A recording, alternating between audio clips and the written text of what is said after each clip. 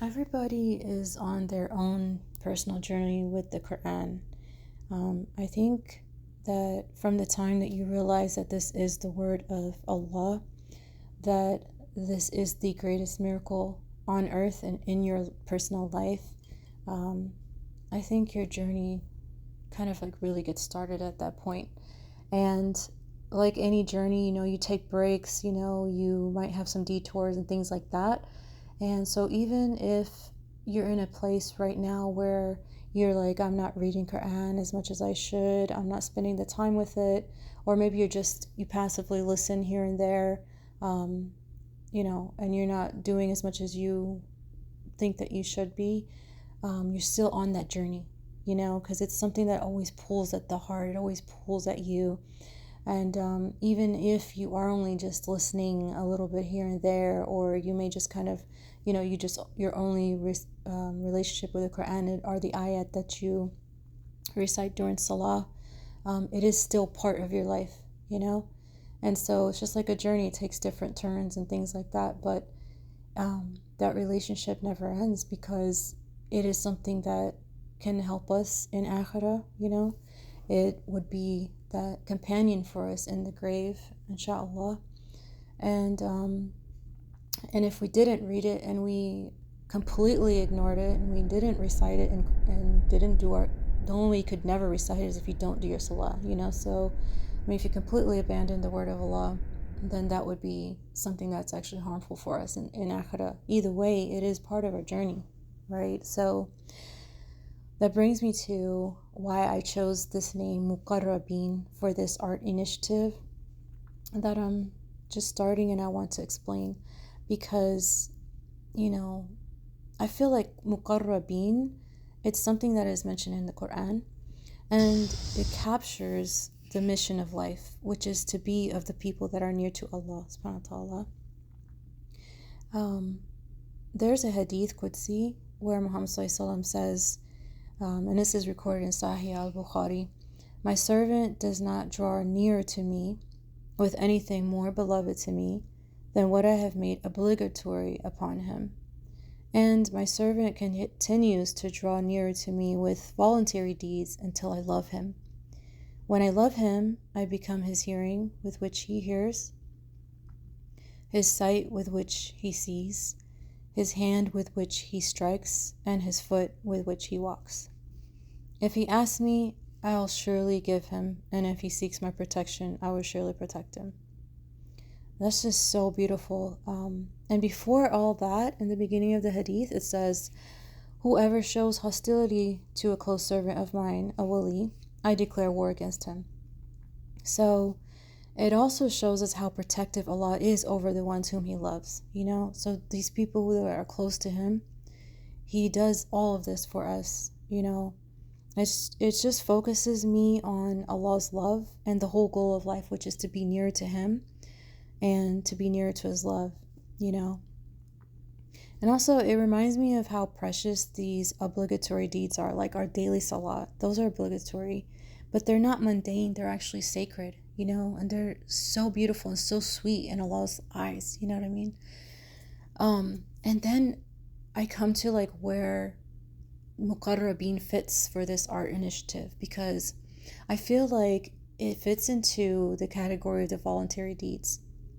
So then there's the voluntary deeds, like spending time with remembering Allah through writing his blessed words beautifully, with Islamic calligraphy. It takes us a level nearer to him, like to his love. And with his love, we have that divine protection, the guidance, and answered du'as, like it tells us in the hadith.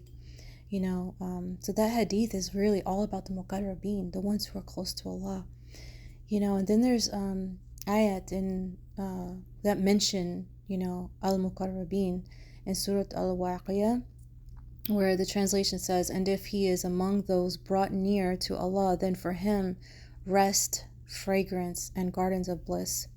And also in Waqiyah, it says, and the foremost, those are the ones brought near to Allah in the gardens of bliss.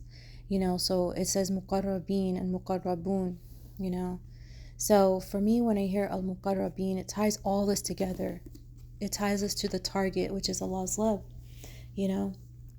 And because why do we even do art? I mean, we're not doing art just to go, oh, this is, as a Muslim artist, an Islamic artist, this is a different type of art with a different purpose.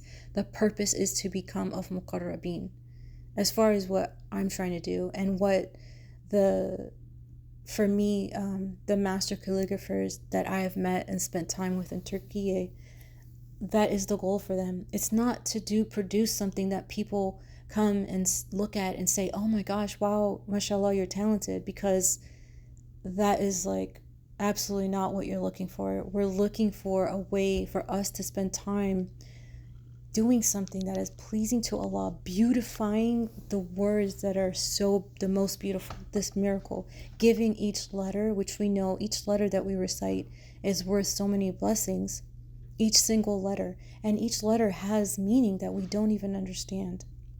Like, so how many surahs start, like surahs starting with just letters, and we can't translate it.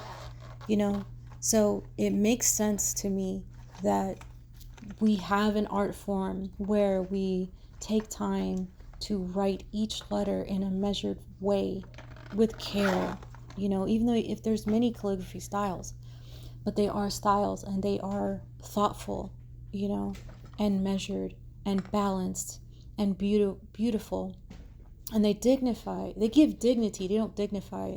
Allah's word is already dignified, the most dignified, but it dignifies the process of actually writing his words, which should be, taken with time. Just like when we recite the Quran, it should be done in a beautiful way, with tajweed, properly following those rules, and writing it should be given at least that much respect as well, right? So that's what this is about. And yeah, I think that Muqarrabeen gives us that focus on the purpose, that we're not doing art just for the sake of art. We're doing art to become closer to Allah subhanahu wa ta'ala. And then it translates to every single thing you do. Like everything what we are doing in life, it should be directed on that purpose. It takes you above. Of course, you have to be aware of and follow halal and haram and know the categories, of all the deeds that you do, which is, that's another Islamic science when you're getting into usul fiqh.